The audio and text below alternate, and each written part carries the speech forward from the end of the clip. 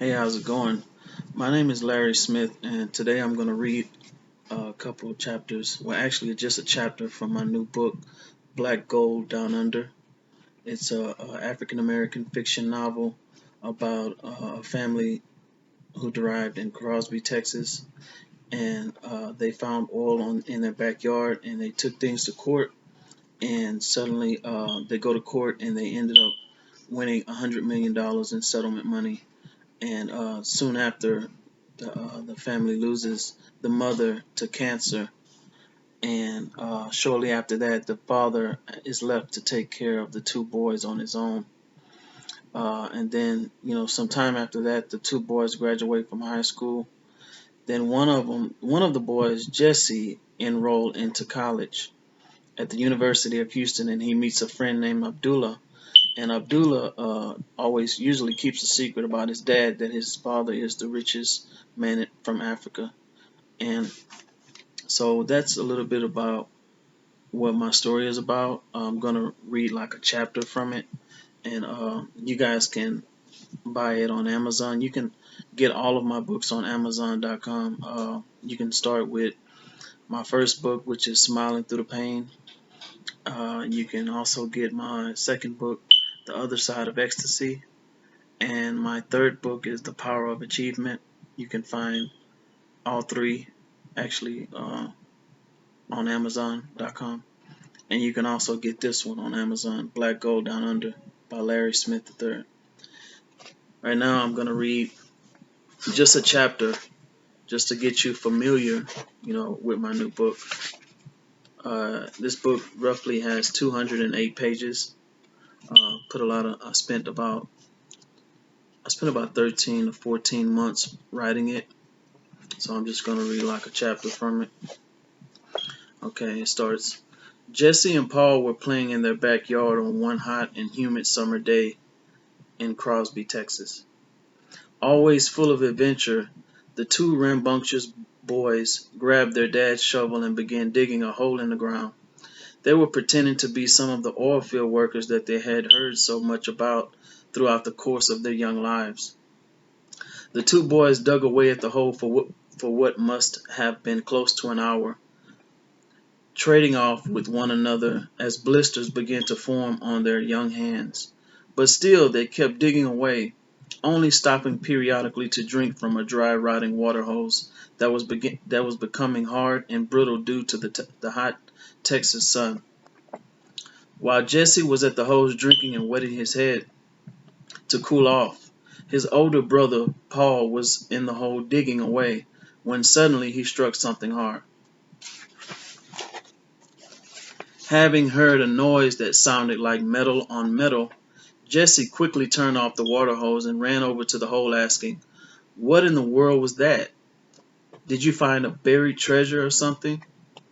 The two boys noticed a leak in what looked like oil saturating the ground, and as Paul climbed up out of the hole, Jesse asked, "Should we tell Mom and Dad?"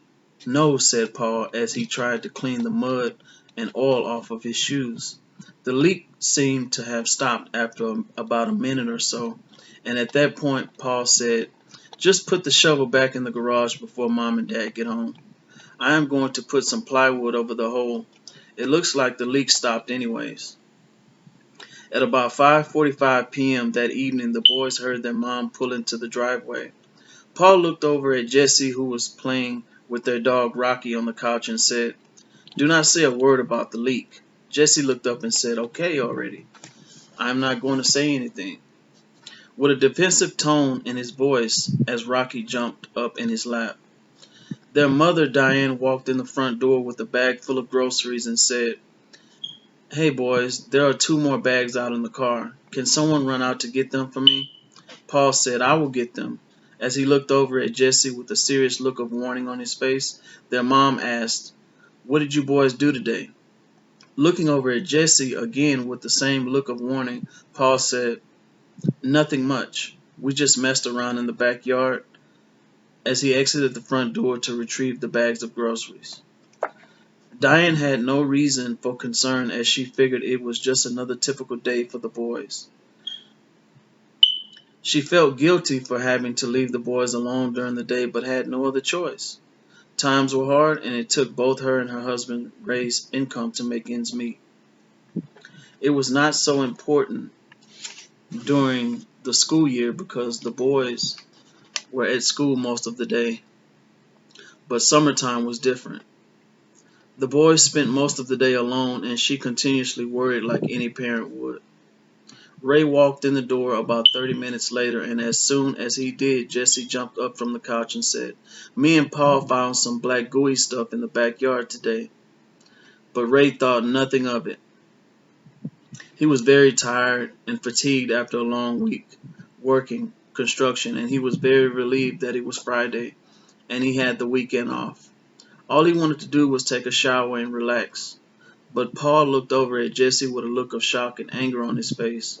He knew deep down that Jesse could not keep his mouth closed about the hole and leak in the backyard, and that it was simply a matter of time before his younger brother spilled the beans. Later that night, while the two boys lying in their beds, Paul looked over at Jesse angrily and asked, "Why did you tell Dad what happened? I told you not to say anything." Then Jesse sat up and said, "Well, sooner or later he would have found out. We might as well tell him what happened before he finds out on his own." At that point, Paul just rolled over in disgust and said, "You are so stupid, Jesse." Ray woke up the next morning with plans to treat his family to a barbecue. He also invited over a couple of friends, and so did his wife. Upon walking out of the back door to set up the pit, he noticed a big piece of plywood laying in the backyard. And not wanting to have a big patch of dead grass, he walked over and lifted the plywood and was shocked by what he seen. He seen the big hole that the boys dug, and in the hole was the cracked drainage pipe with what appeared to be dried up oil on and around it. He then remembered the comment that Jesse had made to him the night before about some black sludge that he and Paul found in the backyard. Ray was both angry and concerned. As he went ahead to set up the barbecue pit, he yelled out, "Paul, Jesse, get out here." Hearing the tone of their dad's voice instantly made both of the boys nervous, and Paul groaned and said, "Uh-oh, Dad must have seen the hole." Both boys hurried out of their room and into the backyard reluctantly. "Do you boys want to explain why there is a big hole in the yard, and what in the world you boys were thinking?" Paul and Jesse looked at one another hesitantly, and then Paul said, "We were just fooling around, and we dug so deep that we hit that pipe." Ray responded by shouting, "Why in the world were you digging a hole in the backyard in the first place?" As the boys just stood in silence, picking up a bag of charcoal, angrily, Ray said, "I am not at all happy about this. Go on inside." So that's chapter 1. That's pretty much what Black Gold Down Under is about. Like I say, this was a story that came to me. I actually just made it up. It's a fiction story. It's not based on true events or nothing like that.